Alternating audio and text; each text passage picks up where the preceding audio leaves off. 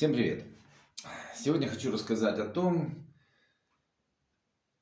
как я вышел из ситуации с отсутствием копировальных втулок на кромочный фрезер. Суть в следующем. Приобрел я в свое время вот такой кромочник. Марку говорить не буду, чтобы не обвиняли меня во всяких рекламах. Скажу так. Белорусский бренд с производством в Китае. Я думаю, все, кто в теме, они поймут, о чем идет речь. 710 ватт. В принципе, хороший кромочник.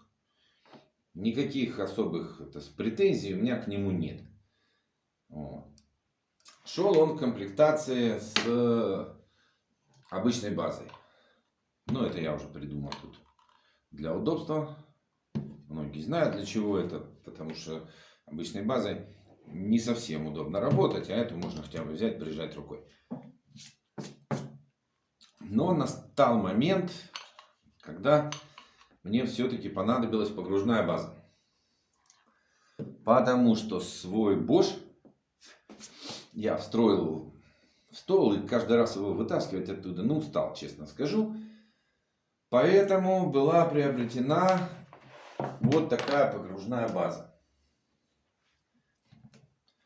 В принципе, база неплохая, рабочая. Как-то наоборот здесь сделан зажим. Бог с ним. В принципе, все хорошо. Но есть у меня к ней один очень серьезный вопрос. Это вот этот вот патрубок пылеудаления. Я не знаю, чей воспаленный мозг его выдумал. Но как я эту штуку не ставил. В общем, это проще показать. Сейчас я его соберу, установлю на место.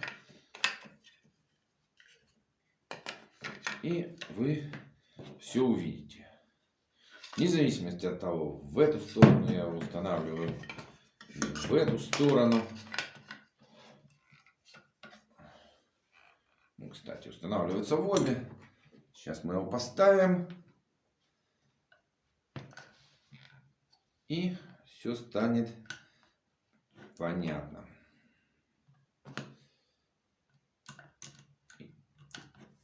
И не хочет. Заставим.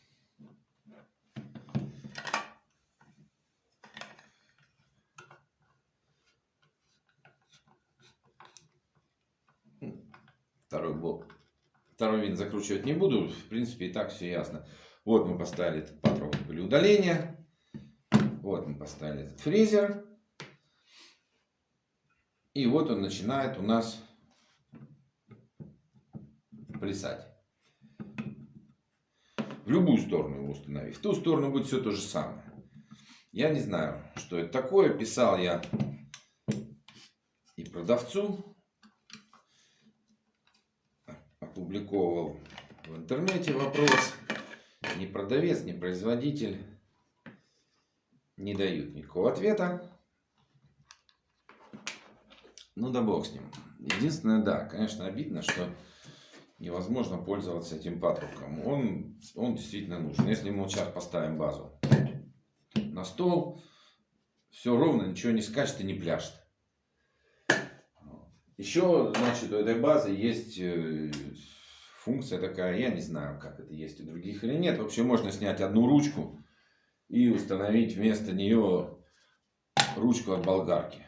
Не помню сейчас, вот эту или вот эту. Надо посмотреть в инструкции еще раз. Но возможность такая существует. Там резьба совпадает. Соответственно, мы получаем там, в зависимости от того, от предпочтений. Кто-то скажет Фиолент, кто-то скажет Макиту. Вряд ли Макиту. Но тем не менее, функция удобная. Вопрос в другом. Нигде в интернете не смог я найти на нее копировальных втулок. Вру, точнее, в одном месте нашел. Нашел я втулку Вроде написано, что именно для этого фрезера, для этой базы все хорошо, все классно. Смотрю на рисунок, но не встанет она сюда. Просто не встанет никак. Может быть, только если... Да даже если снять базу, она сюда не встанет. Потому что она имеет соответствующую форму с прямоугольником вот здесь вот. И куда мы прямоугольник этот запихаем, мне, честно говоря, невдомек. Сейчас даже вместе с вами посмотрим. Может, я что-то не увидел.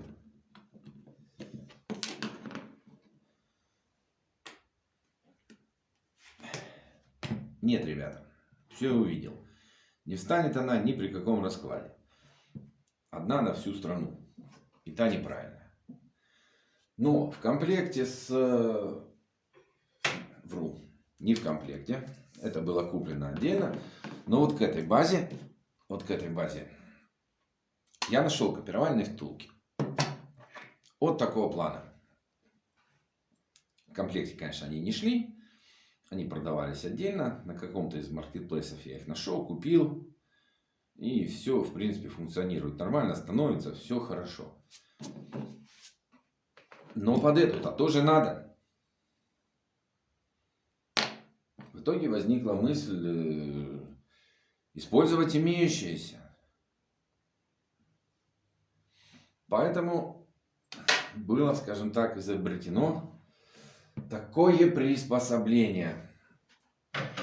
Вот это вот мой любимый старый ламинат, о котором я, наверное, спою оду в каком-то отдельном видео или в статье. Вот, потому что, ну, действительно, материал обалденный для многих нужд в мастерской.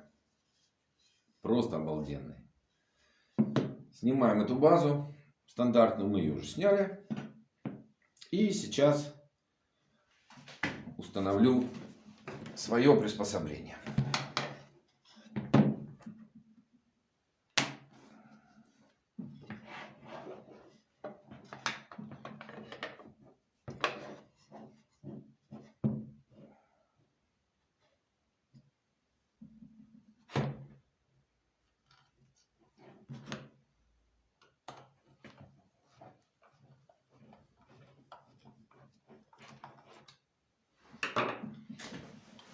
Ну вот, собрал. Что мы теперь имеем? Мы имеем погружную базу с копировальной втулкой. Значит, как я это делал? Есть у меня вот такая фреза. Я не знаю, для чего она предназначена. Это одна из величайших тайн, наверное. Это Bosch. Старенький уже. Видел я и у других производителей. Но это настоящий Bosch. С кучей маркировок. Все по-честному. Для чего она предназначена, сказать очень мне сложно. Еще сложнее сказать, для чего я ее купил. Но это уже другой вопрос. Если кто-то знает, напишите в комментариях, пожалуйста. Изначально где-то ее называют копировальной фрезой. И вместо подшипника вот этот бортик вроде как должен работать. Но абсолютно с этим не согласен. Этот бортик жжет все, что может сжечь. И как мы видим, сам горит тоже. Поэтому использовать ее в этом качестве, ну, у меня не получилось, например, точно. И что-то я сомневаюсь, что кто-то еще сможет ее так использовать. Хотя случаи бывают разные. Но суть в чем? У нее имеется вот такой вот острый носик. Соответственно, что я сделал? Когда я установил эту, грубо говоря, базу, вставил фрезу во фрезер, установил его сюда, опустил базу и наметил центр. После этого по центру, используя этот центр, я взял сверло Форстнера, замучил его на ламинате, но просверлил в диаметр втулки. Одной из втулок. Решил выбрать одну, вот эту, что пошире. Она как раз подходила к моим задачам с имеющимися у меня фрезами в тот момент. Устанавливаем сюда эту втулку. И поджимаем ее с боков саморезами. Благо у нее есть соответствующие вырезы. Я думаю, видно. Вот в эти места поджимаем саморезами снаружи. И вот эта схема работает. Саму базу я не стал пока обрезать. Я почему-то думаю, что в такой форме она мне пригодится. Хотя в одной моей задаче мне эта длина уже мешала. Я еще подумаю. Возможно, я ее обрежу по форме стандартной базы. Она станет вот такой. Но пока я этого не делаю. Что-то меня останавливает. Но суть в том, что пользоваться ей абсолютно можно. Она в работе уже использована. Втулка стоит. Главное, чтобы эти саморезы, ну, они в принципе не выйдут здесь. Если даже выйдут... Нет, им не надо выходить. Вот. Нужны маленькие саморезики. Их задача исключительно ее удерживать от вибрации фрезера самого, чтобы она не выскочила. Никаких усилий, нагрузок на это место особо нету. Вот такое изобретение. Если нравится, ставьте лайки. Если не нравится, пишите в комментариях. Ругайте меня. Я занимаюсь всем этим делом недавно. Критику воспринимаю адекватно. Если только она в разумных пределах. Без каких-то взаимных оскорблений.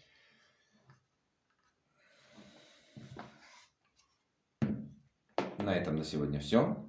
Спасибо за внимание. Подписывайтесь на канал. Самоделок у меня много.